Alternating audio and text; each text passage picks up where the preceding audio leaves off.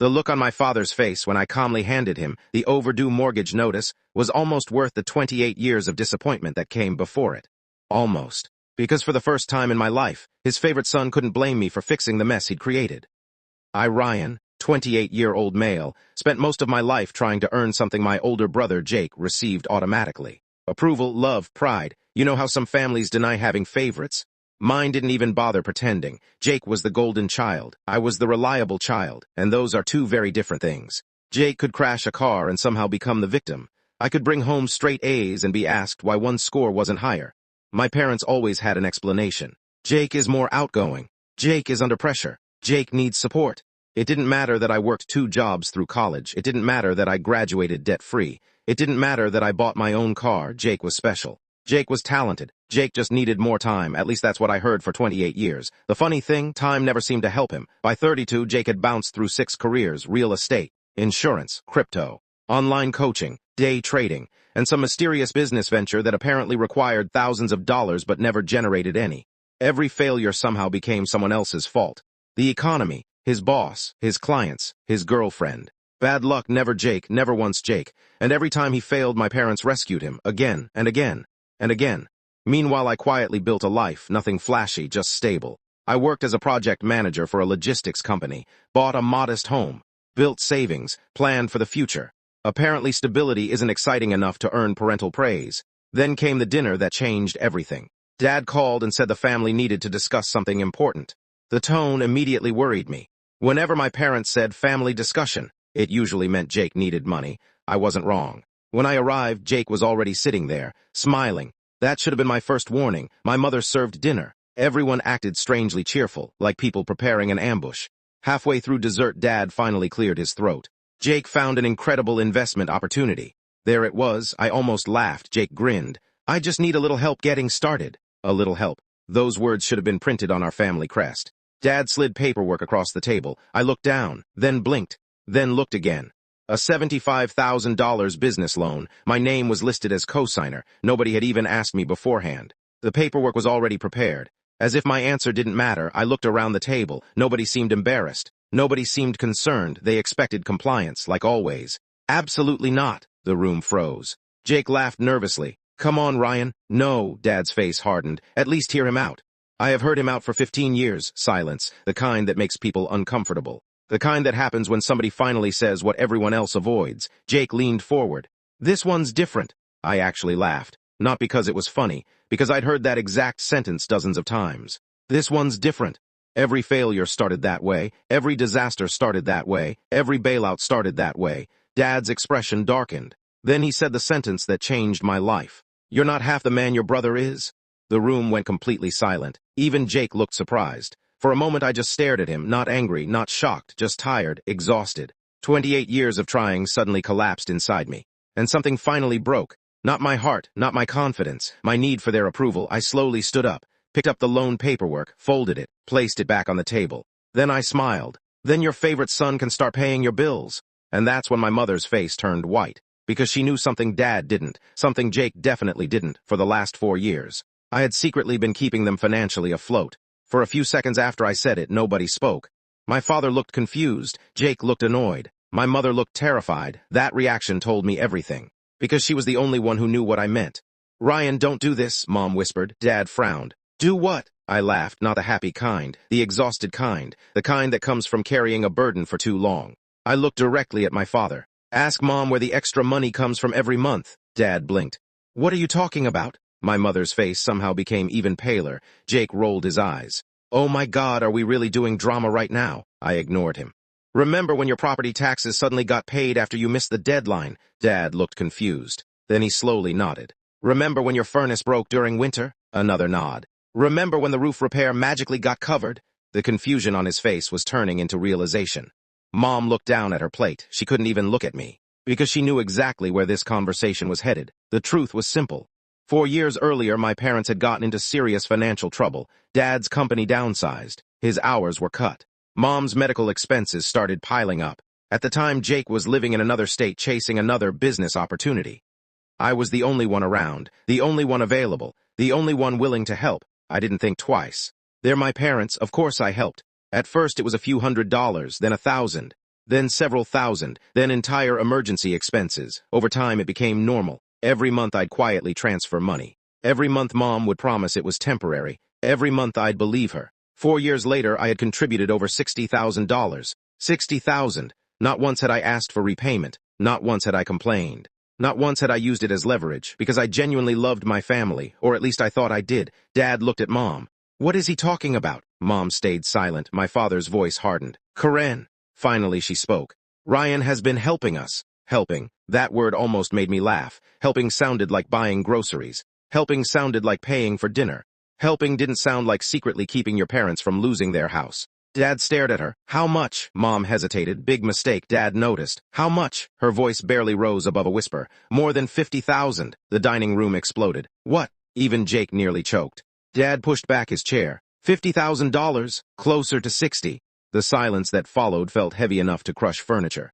For the first time in my entire life, my father looked at me differently. Not with admiration, not yet. But with surprise, like he had suddenly realized he didn't know his own son. Jake recovered first. Of course he did. Because Jake had a supernatural ability to make everything about himself. So what? He snapped. I turned toward him. So what? Yeah, he shrugged. You have money. I actually stared at him. I couldn't believe he had said that out loud. His next sentence was even worse. You make more than I do. There it was, the entitlement. The belief that my hard work somehow made my earnings communal property. As though every late night, every promotion, every sacrifice, every hour of effort existed solely to fund his mistakes. Dad was staring at Jake now. A look I'd never seen before. Disappointment, real disappointment. Jake didn't notice. He kept digging. If Ryan can afford 60 grand, why can't he help me with 75? I watched my father's expression change. Slowly, painfully, like a puzzle finally coming together. For years he'd believed Jake's stories. For years he'd believed Jake just needed support. For years he'd believed I was selfish for setting boundaries. And now he was seeing the reality. Jake wasn't struggling because life was unfair. Jake was struggling because Jake believed other people should solve his problems. The realization hit Dad like a truck. Jake kept talking, making it worse. You guys always make me sound like some criminal. Nobody answered. That silence finally made him nervous. He looked around. Mom stared at the table. Dad stared at him. I simply watched. For the first time in years, nobody was rushing to defend him. The shield was gone, and he hated it. Then Dad asked a question that changed everything. How much have we given you? Jake froze. The room became quiet, very quiet. Because nobody wanted the answer, least of all Jake. Dad stood up. How much? Jake laughed nervously. What does that matter? How much? Mom closed her eyes. I knew she knew the number. She had probably been tracking every bailout for years. Dad started listing them. The truck, the credit card debt, the rent payments, the legal fees, the failed businesses, the personal loans, the medical bills. The gambling debt that Jake swore wasn't gambling. The more Dad talked, the paler Jake became. Finally, Mom whispered the total. 83,000. Nobody moved, nobody breathed. $83,000. More money than my down payment on my house. More money than most people save in years. Gone, vanished, burned through by one person. Dad slowly sat down. For the first time since I was a child, he looked old, really old. As though 20 years had landed on his shoulders all at once. Jake immediately switched tactics. Victim mode, his favorite mode. So now everyone's attacking me? Dad didn't answer. Seriously, still nothing. You all think you're perfect? Nothing. Jake stood up. This is unbelievable. Then he pointed at me. This is your fault. I almost laughed. Of course it was. Everything was always my fault somehow. I ruined the mood. I embarrassed the family. I caused conflict. Not the person demanding a $75,000 loan. Not the person who burned through $83,000. Me. The person who finally said no, but something unexpected happened. Dad looked at Jake and said 3 words I never thought I'd hear. No, son. The room froze. Dad's voice was calm, quiet, dangerously quiet. This is yours. Jake looked genuinely shocked, because for the first time in his life, his father wasn't protecting him, and the consequences of that realization were only beginning, because what none of us knew yet was that the family's financial problems were much worse than anyone realized, and hidden inside my parents' finances was a secret that would destroy everything we thought we knew. The next morning I woke up to 12 missed calls, 10 from my mother, 2 from my father. That alone was unusual. My parents hated conflict. Their preferred strategy was pretending problems didn't exist until somebody else fixed them. Usually me, I sat on the edge of my bed staring at the screen. Part of me wanted to ignore them. After everything that happened at dinner, I felt emotionally drained. But another part of me knew something had changed. Dad's reaction wasn't normal. For the first time in my life, he'd looked at Jake the way everyone else did, like a grown man responsible for his own decisions. I called him back. He answered immediately. Ryan, his voice sounded exhausted. What's wrong? A long silence followed, then he said something I never expected. I owe you an apology. I nearly dropped the phone, not because the words were complicated. Because I'd waited 28 years to hear them. My father wasn't a bad man, but apologies weren't exactly part of his vocabulary, especially not to me.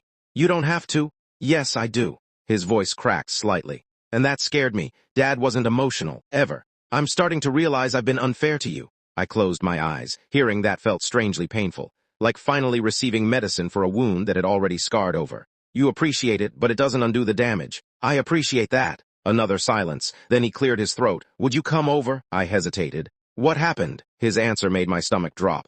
I've been looking through our finances. Something in his tone told me this wasn't good, not good at all. I found things that don't make sense. An hour later, I pulled into my parents' driveway. The house looked exactly the same, but the atmosphere felt different, heavy, like a storm waiting to happen.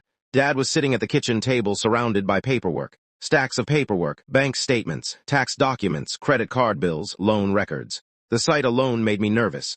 Mom sat across from him. She looked terrified. Dad looked angry, not loud angry, the dangerous kind, the kind that spends hours thinking before speaking. He slid a folder toward me. Look at this. I opened it. The first few pages seemed normal. Utility bills, insurance payments, mortgage statements. Then I reached a series of bank transfers and froze. Large transfers, very large transfers. $5,000, $3,000, $7,000 over and over. The dates stretched back years. What is this? Dad's jaw tightened. That's what I'm trying to figure out. I kept reading. The total amount made my stomach twist. Nearly $90,000 transferred out of family accounts. Gone. I looked at Mom. She immediately looked away. And in that moment, I knew Dad knew it too. Karen. His voice was calm. Too calm. Where did the money go? Mom didn't answer. Karen. Still silence. The tension in the room became unbearable. Finally, she whispered, I was helping someone. Dad blinked. I blinked. Neither of us liked the sound of that.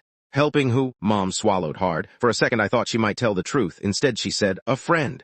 Dad slammed his hand onto the table. The sound made all of us jump. A friend. His voice echoed through the kitchen. $90,000. Mom started crying, and somehow that made everything worse. Because innocent people explain, guilty people cry, I watched realization slowly spread across my father's face. The same realization I was having. This wasn't random spending. This wasn't bad budgeting. This wasn't an accounting error. This was deliberate. Someone had been taking money, and my mother knew exactly where it went. Over the next week, Dad became obsessed. Every evening after work, he sat at that kitchen table, digging, investigating, comparing statements, cross-referencing records. For the first time in his life, he wasn't trusting explanations. He wanted evidence. The deeper he looked, the worse things became. Credit cards he didn't know existed. Withdrawals he never approved, accounts he'd never seen. Hidden debt, more hidden debt, then even more. The numbers kept growing. 10,000, 20,000, 40,000. By the end of the week, the total exceeded $120,000. I still remember Dad staring at the calculator, unable to speak. His entire retirement plan was collapsing in front of him. Years of savings, years of sacrifice, years of work, disappearing one transaction at a time, and nobody knew why, or at least Dad didn't. I was starting to suspect the answer, but I hoped I was wrong, because if I was right, the damage would destroy our family. Meanwhile, Jake had completely vanished. No calls, no texts, no visits, nothing, which was suspicious. Because Jake always appeared when money was involved, always. Now suddenly he was impossible to reach. Dad noticed too. Have you heard from him? No. Mom claimed she hadn't either. Nobody believed her, not anymore. Trust was disappearing rapidly inside that house. Every answer felt questionable. Every explanation felt incomplete. Then came Friday night, the night everything exploded. Dad called me at nearly midnight. His voice shook. Ryan, what happened? Long silence, then 4 words. I found the account. My stomach dropped. What account? The one she's been hiding. I was already grabbing my keys. 20 minutes later, I arrived. Dad was sitting in the kitchen.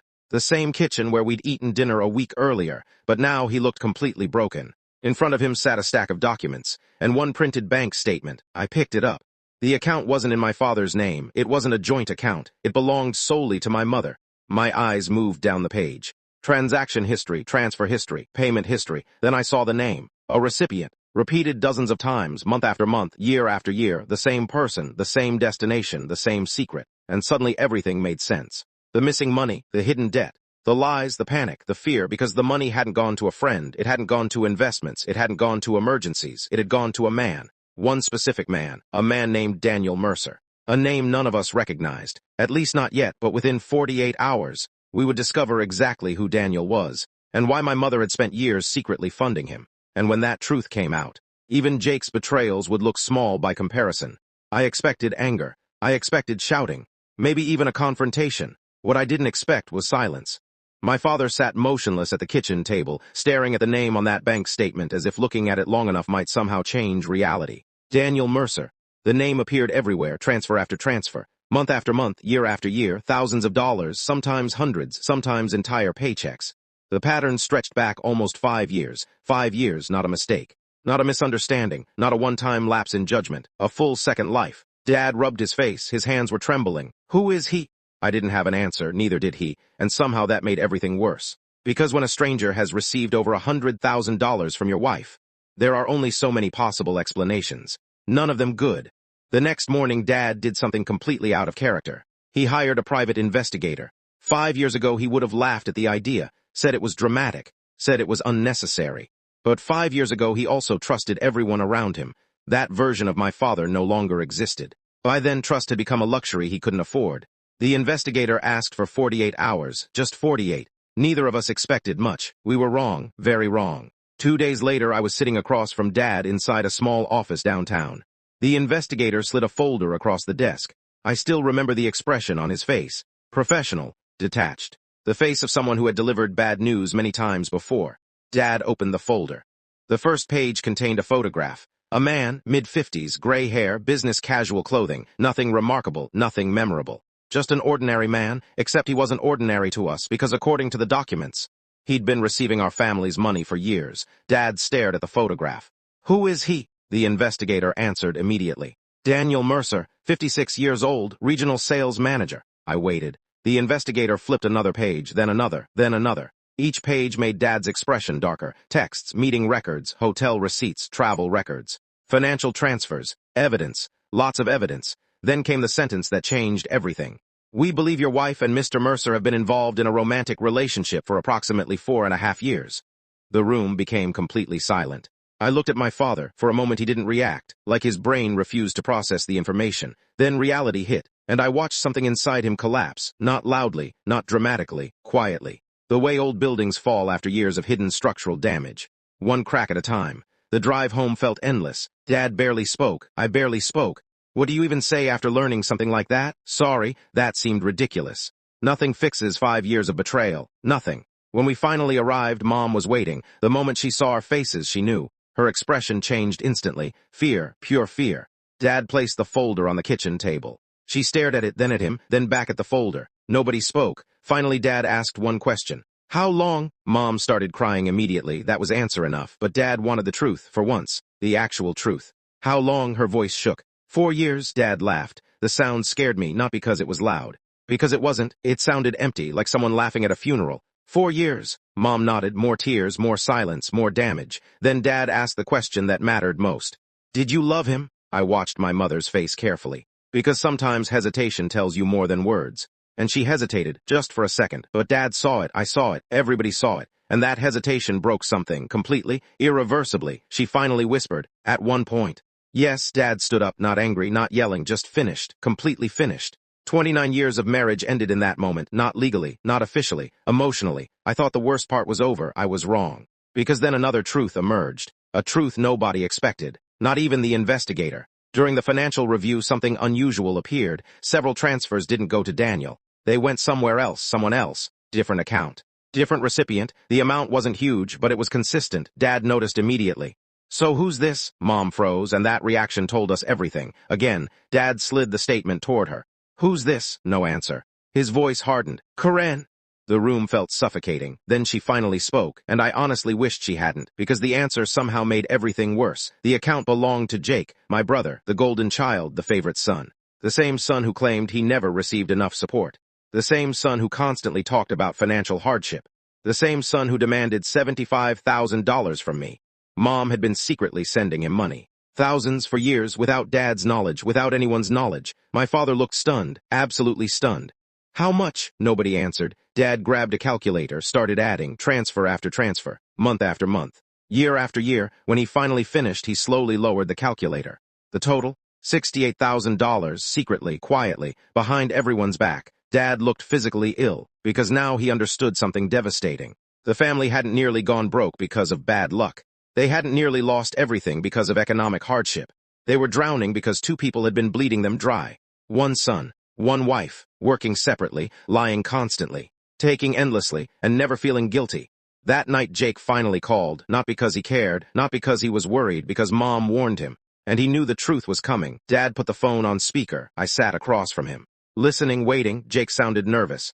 Dad didn't waste time. How much? Silence, immediately silence. Jake knew, of course he knew. How much have you taken? A long pause followed. Then the excuses started. The economy. Bad investments, unexpected emergencies, business setbacks, the usual Jake collection. Dad cut him off. No, silence. Then Dad said something I never thought I'd hear. Don't come back to this house. The line went quiet. Jake actually laughed, as if this was a joke, as if consequences didn't apply to him. Then Dad repeated it, slower, colder, more serious. Don't come back.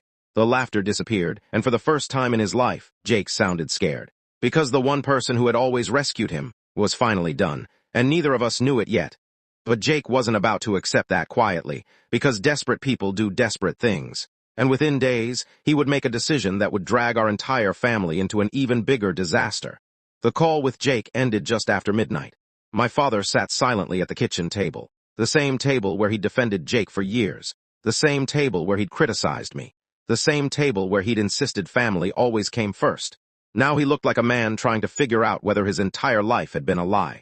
Maybe part of it had, because once trust disappears, every memory starts looking different, every excuse. Every bailout, every argument, every time Dad took Jake's side, every time Mom defended him, everything suddenly looked suspicious. And the worst part, there was still no sign of Jake, not in person, not at the house, not anywhere, for nearly a week. Then he showed up. It happened on a Tuesday afternoon. I was at work when my phone rang. Dad. The moment I answered, I knew something was wrong.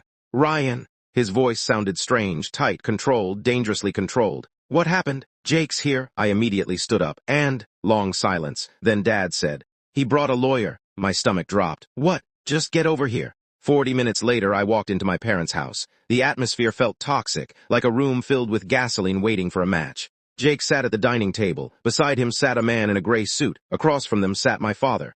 Mom was crying again. At that point, it felt like she hadn't stopped crying for weeks.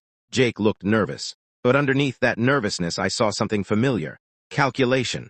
The same look he always wore before asking someone else to solve his problems. The lawyer cleared his throat. Mr. Harper, thank you for meeting us. Dad didn't respond. The lawyer continued. My client believes there may be misunderstandings regarding certain family assets. Family assets. I immediately hated where this was going. Dad folded his arms. What assets? Jake finally spoke, and the second he opened his mouth, I realized how desperate he had become. The house. The room froze. Dad blinked.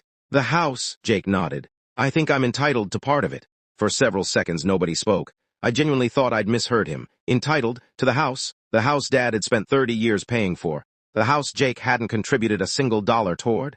The lawyer slid paperwork forward. Apparently, Jake's argument was simple.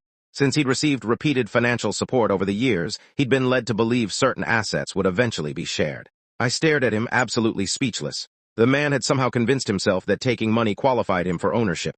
Dad looked equally stunned. Then he laughed. A real laugh this time, short, cold, dangerous. You think you own my house? Jake immediately became defensive. That's not what I said. It's exactly what you said. No, I just think you think wrong. The lawyer tried intervening. Dad cut him off immediately. No, the room went silent. Dad stood up slowly, calmly, and for the first time in my life, I saw my father completely stop protecting Jake. You've taken money from this family for over a decade. Jake opened his mouth. Dad pointed toward the door. You lied. Silence. You manipulated your mother. More silence. You drained our savings. Jake looked away. Then Dad delivered the sentence that finally shattered the illusion. You are not owed a reward for that. The lawyer quietly gathered his papers, because even he knew this was over. There was no case, no inheritance agreement, no ownership claim, just entitlement, pure entitlement. And it had finally stopped working. I thought that would be the end. I was wrong, because 2 days later something happened that changed everything.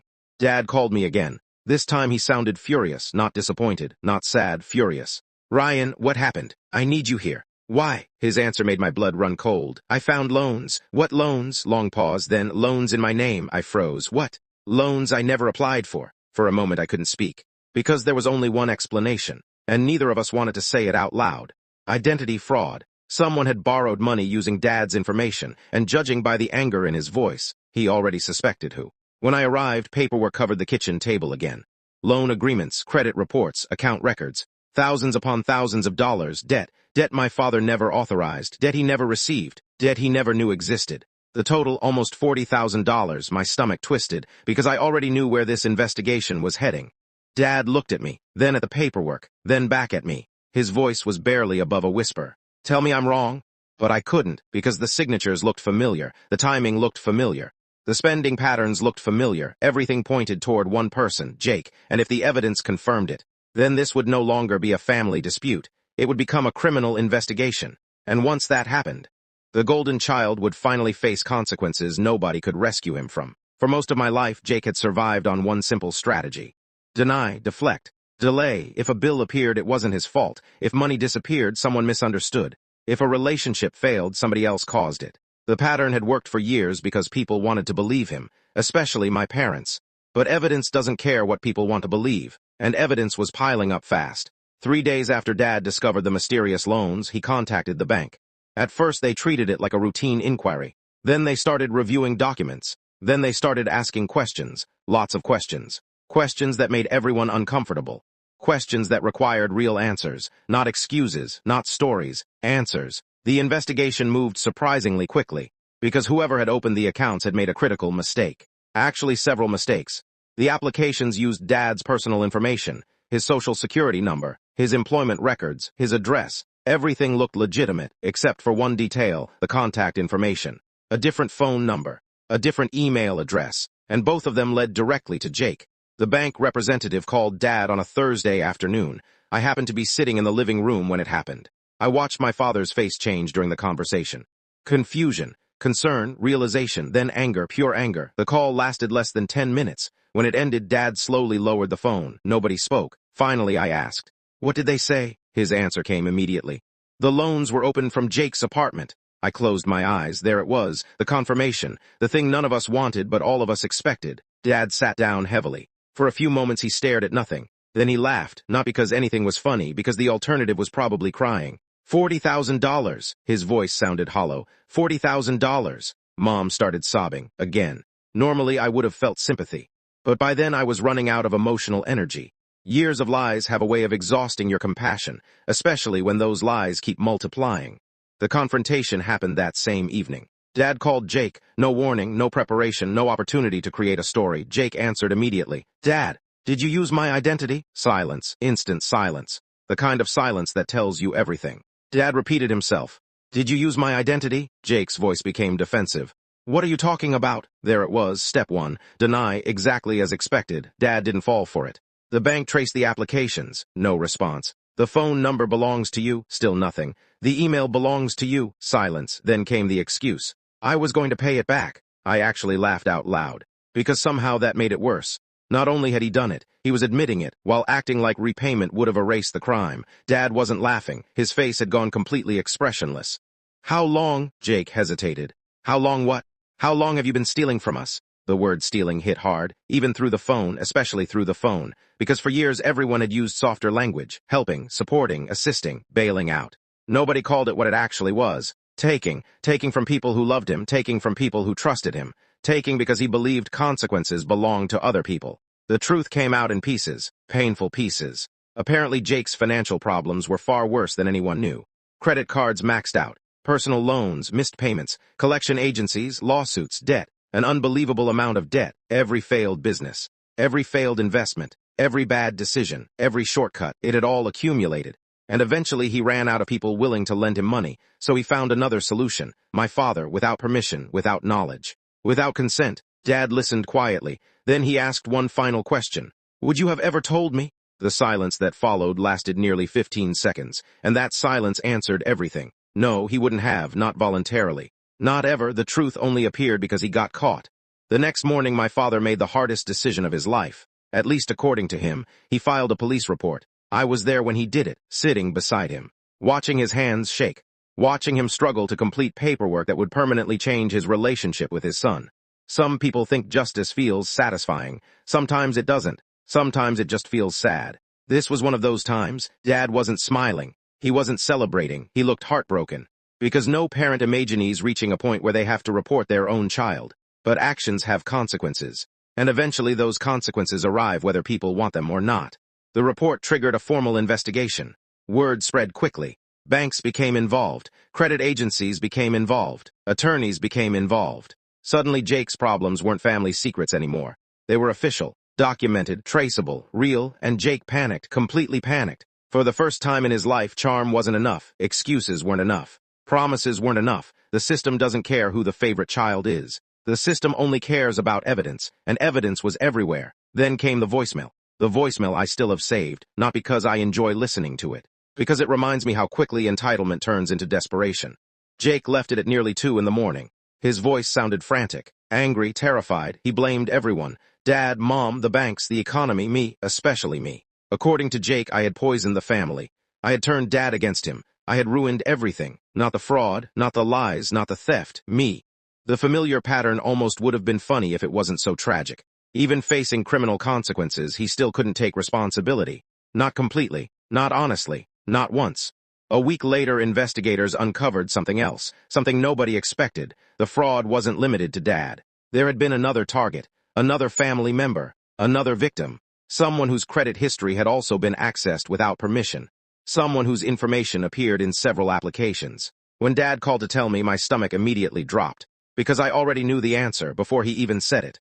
The second victim wasn't Mom, it wasn't an uncle, it wasn't a cousin, it was me.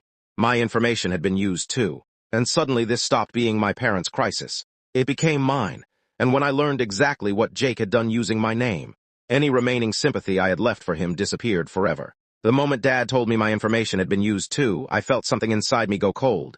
Not angry, not shocked, cold, because there was a huge difference between stealing from our parents and stealing from me. My parents had always chosen to help Jake. Wrongly in my opinion, but they chose it. I never did. I had spent years saying no. Years setting boundaries, years refusing to become his personal bank account. And apparently that hadn't mattered, because when he couldn't get my money willingly, he found another way.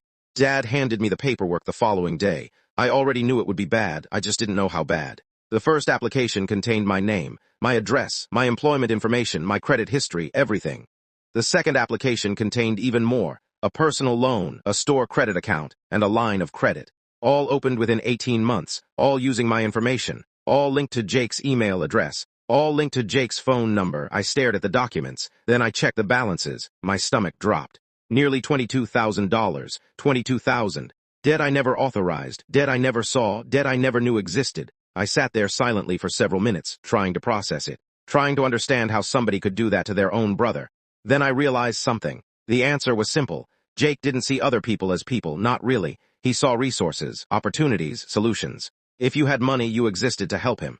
If you had credit, you existed to support him. If you had boundaries, you were selfish. Everything revolved around what Jake wanted, always had. The investigators moved quickly after that. Identity theft involving multiple victims tends to get attention, especially when documentation is extensive. And unfortunately for Jake, the documentation was extensive. Every trail led back to him, every account, every transaction, every application. There were records everywhere, the digital equivalent of fingerprints, and no amount of excuses could erase them. Mom still tried. Of course she did. One evening she came to my house, alone. She looked exhausted, older somehow. Like the last month had aged her 10 years, maybe it had. I invited her inside. We sat at the kitchen table. For several minutes neither of us spoke.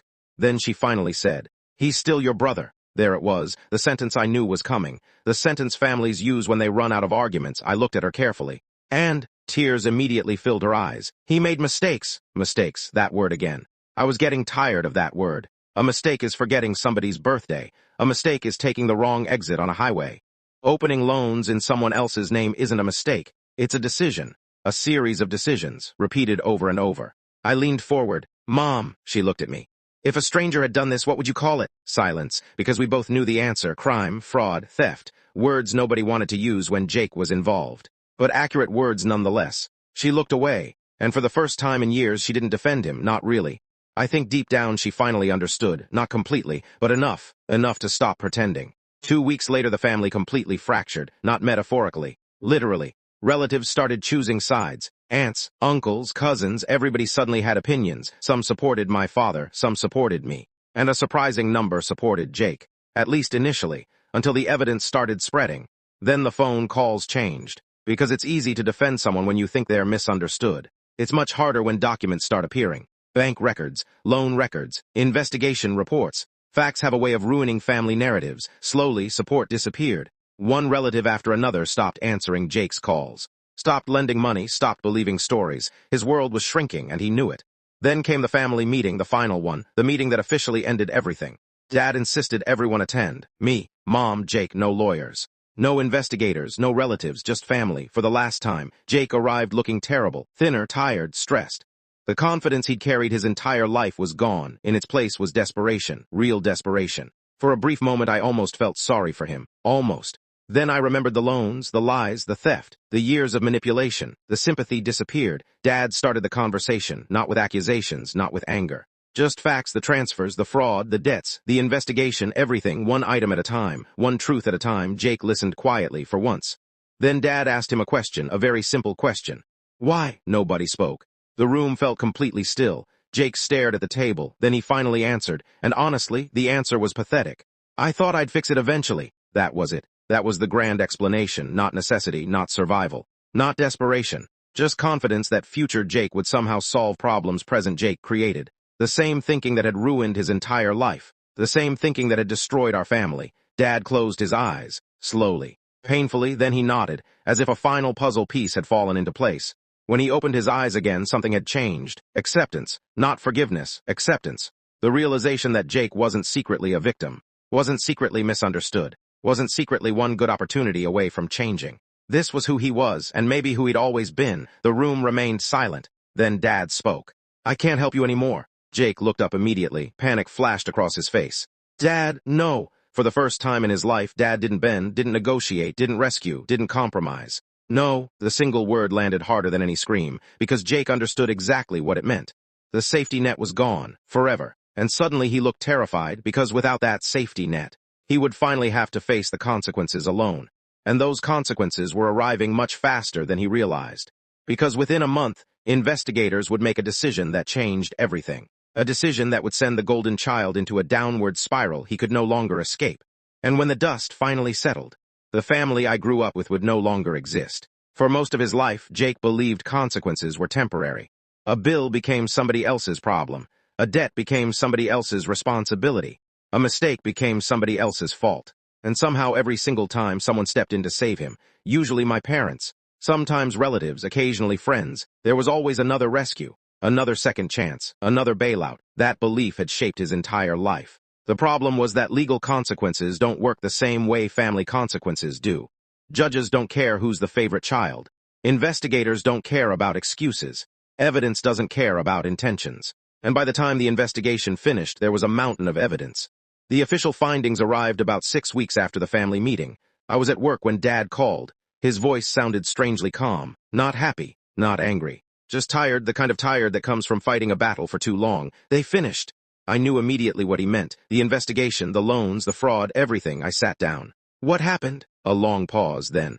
They're moving forward. 3 simple words. But they carried the weight of years. Years of lies, years of manipulation, years of damage, years of avoiding responsibility. And now, finally, responsibility had arrived. Jake wasn't arrested dramatically. No police cars, no television cameras, no sensational scenes. Real life rarely works that way. Instead, he received formal notice. Meetings, interviews, court appearances, paperwork.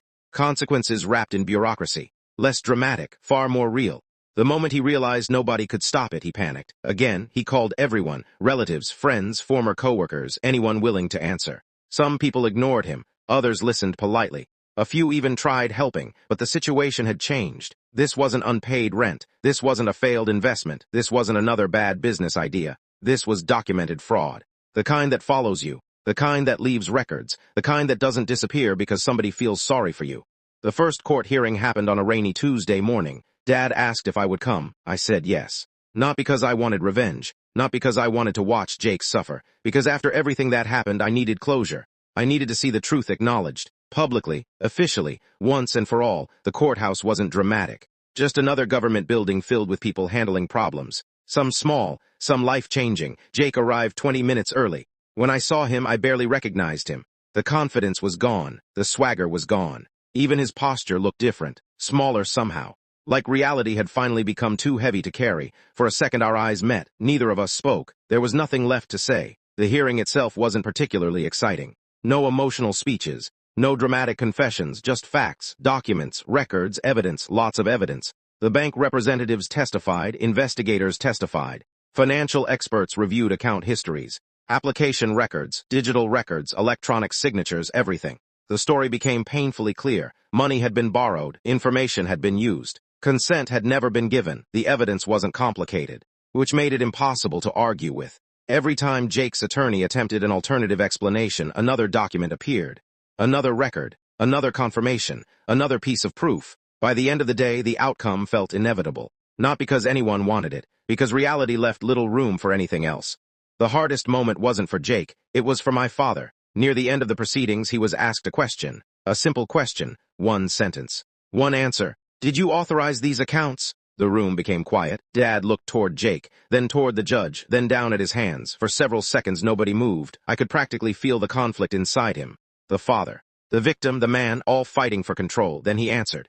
No, one word, but it sounded like a funeral, because in many ways that's exactly what it was. The funeral of who he thought his son was. The funeral of years of denial. The funeral of every excuse he'd ever made. And hearing it out loud broke something inside him. I saw it happen.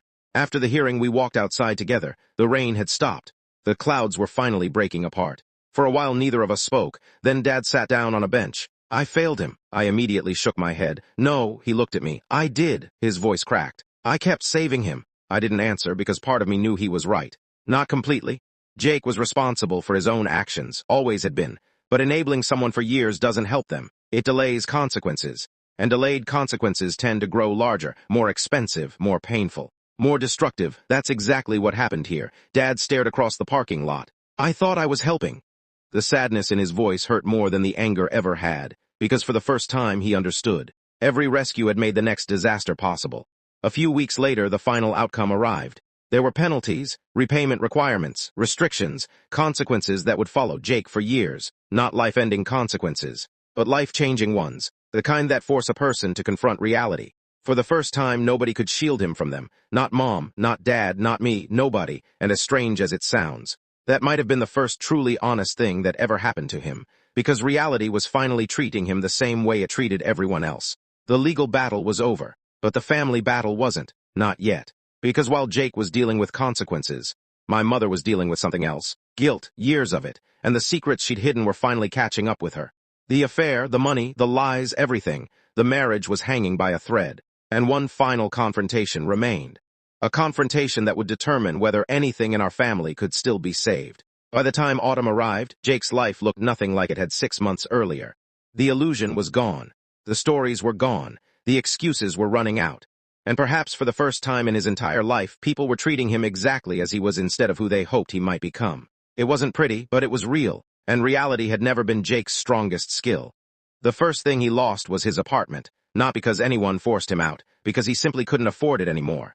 Years of bad decisions finally caught up to him. The penalties, the debt, the repayment obligations, everything combined into a financial avalanche.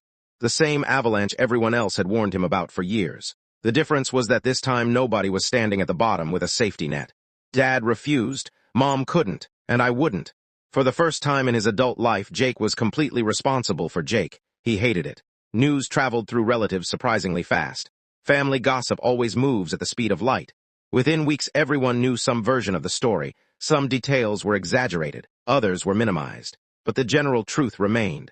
The golden child had fallen, and suddenly all those relatives who used to praise him became strangely quiet. Funny how that works. When someone is succeeding, everybody wants to stand nearby. When someone is facing consequences, people suddenly become busy.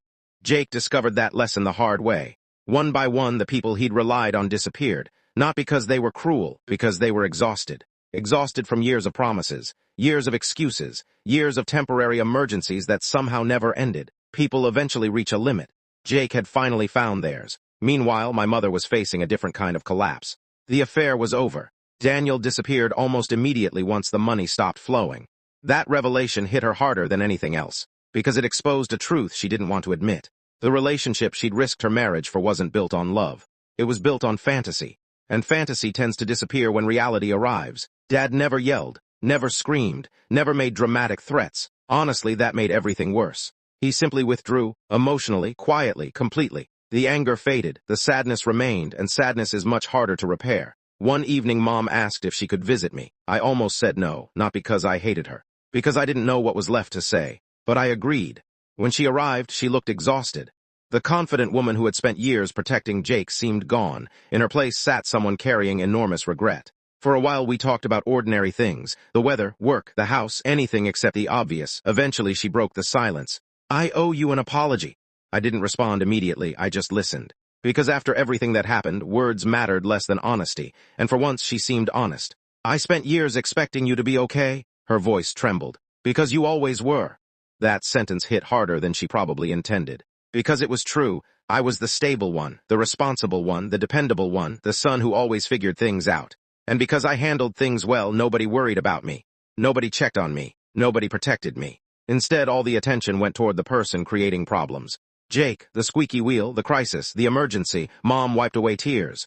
"I thought you didn't need us." That hurt, because every child needs their parents. Some just learn not to ask. A week later, Dad called me. His voice sounded different, lighter somehow. Not happy, just less burdened. We met for lunch, something we rarely did growing up. For most of my life, conversations with Dad revolved around fixing problems. Usually Jake's problems. This time it was different. Halfway through the meal, he looked at me and said something I'd secretly wanted to hear for years. "I'm proud of you." Simple words, 3 words, nothing extraordinary. Yet hearing them felt strange, almost unreal, like receiving a letter decades after it was supposed to arrive. I didn't know how to respond, so I just nodded. Dad smiled sadly. "I should have said that a long time ago." Yes, he should have, but hearing it late was still better than never hearing it at all. As the months passed, Jake drifted further away from the family. Not because anyone formally banished him, because relationships require trust, and trust had been destroyed completely. People answered fewer calls, returned fewer messages, maintained greater distance, not out of revenge, out of self-preservation. Even Mom started setting boundaries, something I never thought I'd see. For years, she protected him from consequences. Now she finally understood the damage that protection had caused, not just to him, to everyone, including herself. Then came Christmas. The first Christmas our family spent apart.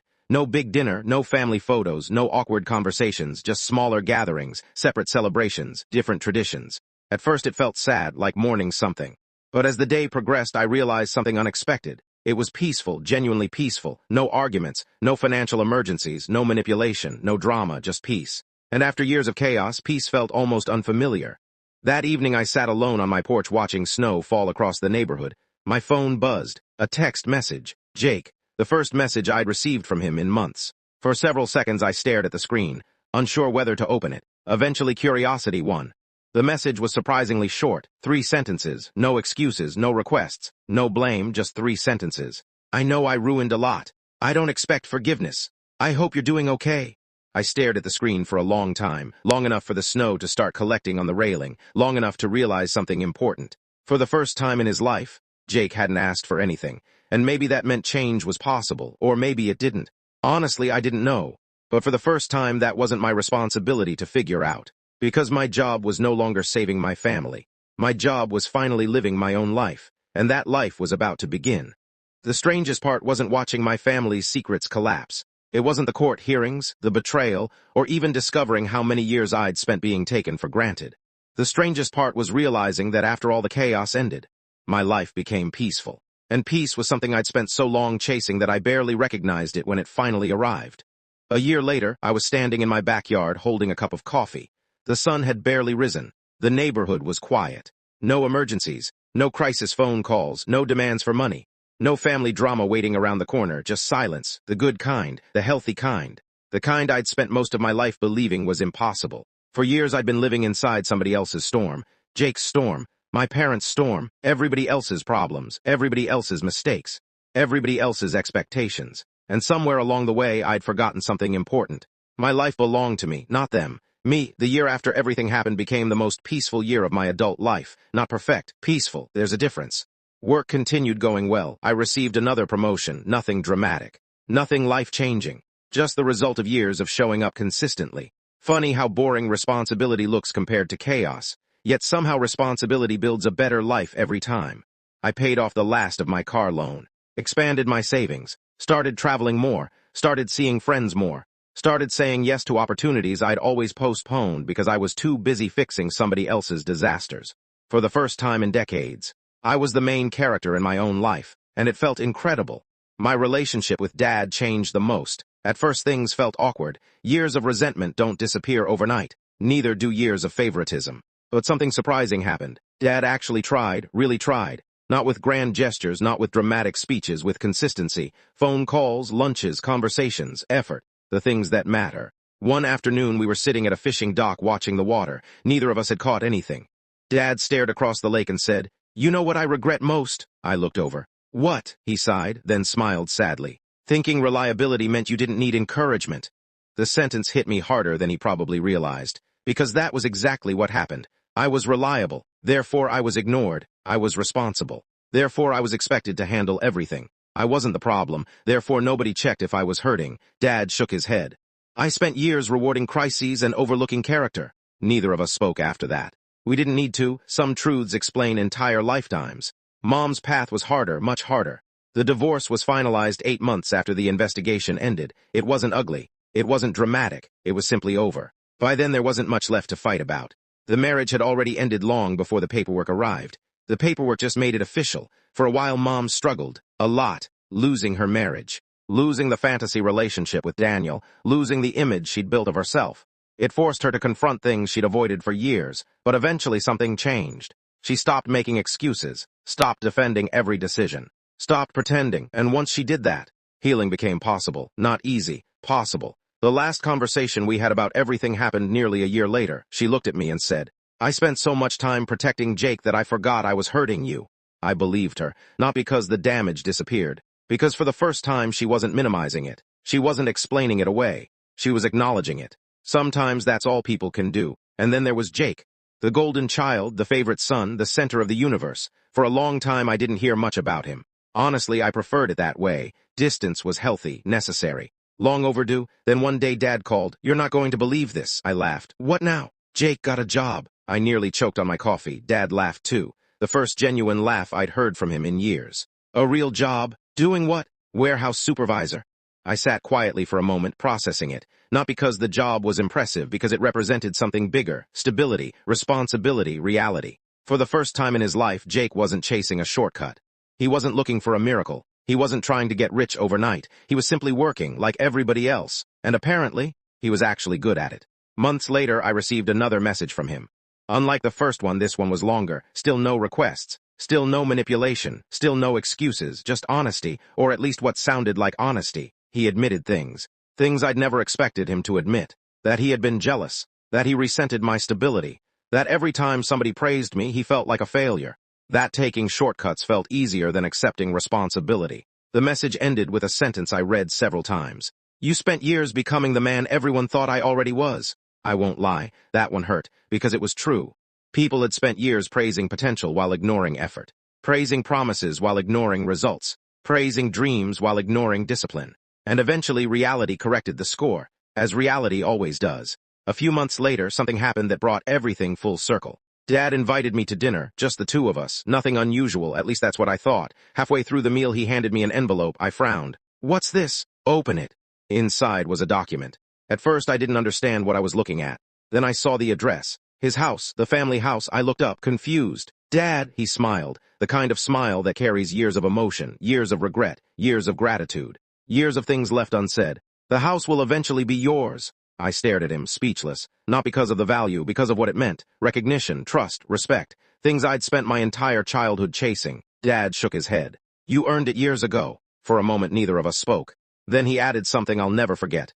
"You were never second best, Ryan." Just like that. 28 years of pain, 28 years of comparison, 28 years of feeling invisible. And suddenly the words I'd needed my entire life finally arrived. Not because I demanded them, not because I fought for them, because he finally understood. That night I drove home slowly. The roads were empty, the sky was clear, and for the first time in a very long time I felt light, not victorious, not vindicated, free. There was a difference. Victory means somebody loses. Freedom means you stop carrying things that were never yours to carry. Jake's mistakes were never mine. My parents' choices were never mine. Their expectations were never mine. Their disappointments were never mine. I had spent years trying to earn love that should have been given freely. Years trying to prove my worth. Years trying to become enough. The truth? I had always been enough. The people around me just needed time to see it. Some needed more time than others, and some never saw it at all, but that no longer mattered, because I finally did. I finally saw it myself, and that changed everything. So when people ask how the story ended, they expect revenge. They expect dramatic karma. They expect some perfect moment where everybody gets exactly what they deserve.